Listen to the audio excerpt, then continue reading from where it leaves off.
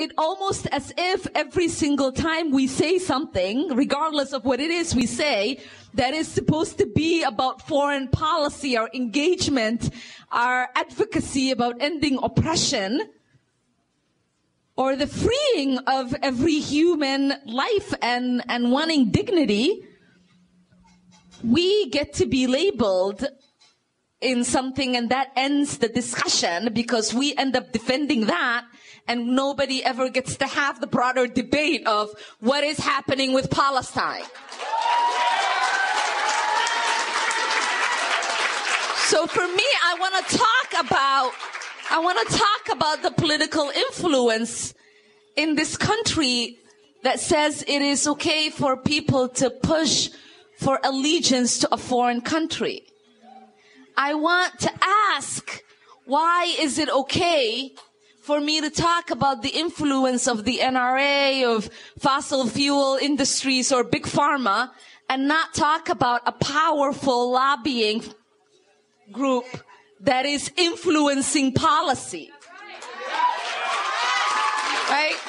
I want to ask the question of why is it okay for you to push, for you to be, there's so many people. I mean, most of us are new, but many members of Congress have been there forever. Some of them have been there before we were born. So I know many of them were fighting for people to be freed, for people to live in dignity in South Africa. I know many of them fight for people around the world to have dignity, to have self-determination. So I know that they care about these things. But now that you have two Muslims who are saying, here is a group of people that we want to make sure they have the dignity that you want everybody else to have, we get to be called names and we get to be labeled as hateful. No, we know what hate looks like. We experience it every single day. I have colleagues who talk about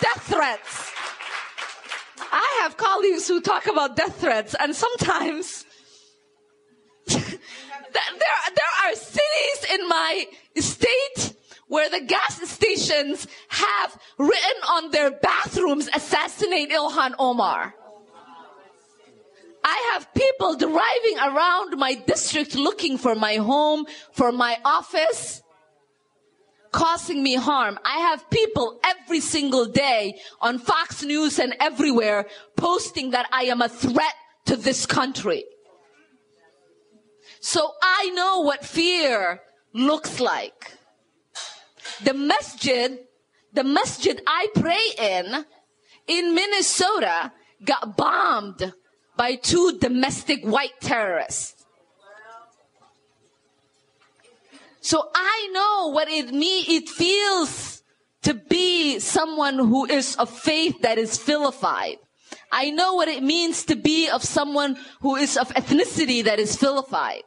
I know what it feels to be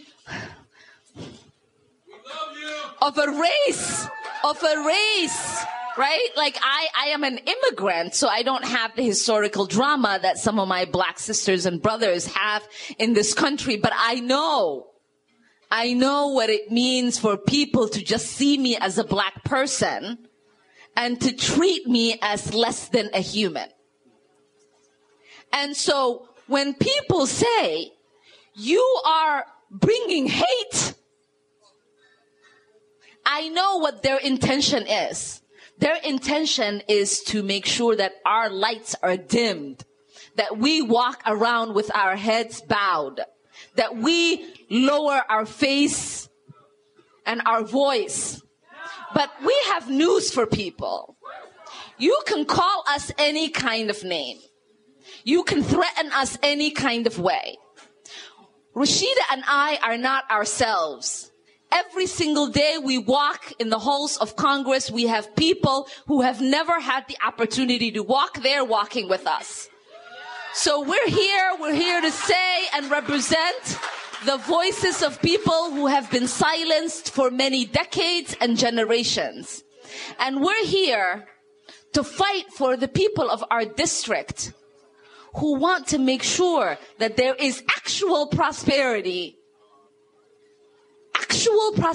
being guaranteed. Because there is a direct correlation between not having a clean water and starting endless wars. It's all about the profit and who gets benefit of it. There's a direct correlation. There's a correct correlation between corporations that are getting rich and the fact that we have students that are shackled with debt. There is a direct correlation between the White House and the people who are benefiting from having detention beds that are privatized. So what people are afraid of is not that there are 2 Muslims in Congress. What people are afraid of is that there are 2 Muslims in Congress that have their eyes wide open, that have their feet to the ground, that know what they're talking about, that are fearless, and that understand that they have the same election certificate as everyone else in Congress.